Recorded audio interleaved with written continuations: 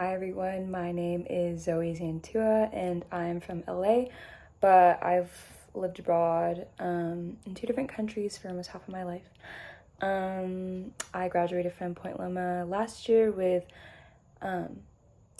a degree in health and human performance, and I'm just super excited to be continuing my education here at Point Loma in the OT program.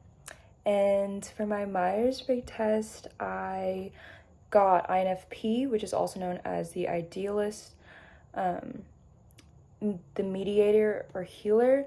And it says that the greatest strengths are being idealistic, creative, supportive, out-of-the-box thinker, passionate about personal values, emotions, and living in alignment. And I can say that I definitely agree with all these statements. And believe that being an OT would possess these traits, especially when having to interact with patients and not only be invested in their treatment and the success in their treatment, but also in their personal lives. And being a future OT, I will have to make sure that I'm using these traits well, and to make my patients feel seen as people. And then the greatest weaknesses are trouble with conflict and setting boundaries, self-critical and perfectionistic, and can also get stuck in the depth of their feelings, which I definitely agree and I struggle with a lot, even in my personal life. And I know, like, moving forward as a future OT, I know I have to be flexible, as well as giving myself grace for when I do make mistakes, as well as not being super self-critical and not take things to heart.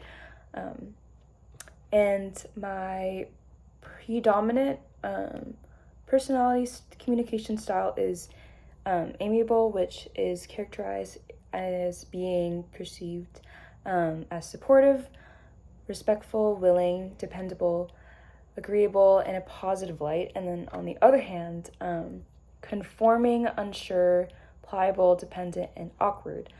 And some of the behaviors that I exhibit are so in verbal and vocal, it's usually slower, fewer statements, softer, uses opinions and stories. And then nonverbal, hands are relaxed or cupped, leans back while talking, indirect eye contact, which I definitely feel like I struggle with. And yeah, I definitely feel like I understand why I do these things.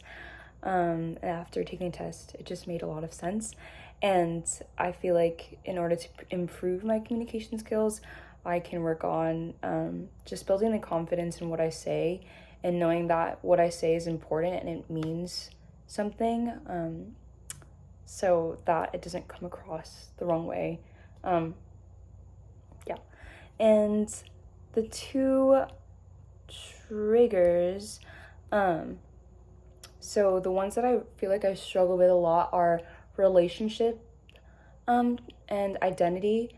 And in the book it talks about, for relationship, like separating we from what, and just knowing that I will have different interactions with clients and other healthcare professionals. Like, we're not always going to get along, and that I have to manage like effective relationship strategies, and also with the identity, the book talks about the emphasis on growth identity, and like there's going to be a lot of things that are going to challenge my just who I am as a person, and I need to make sure that like I'm having a positive attitude towards it, and knowing that I can still learn, and that obviously who I am doesn't change, but I feel like I can learn and be more open-minded as I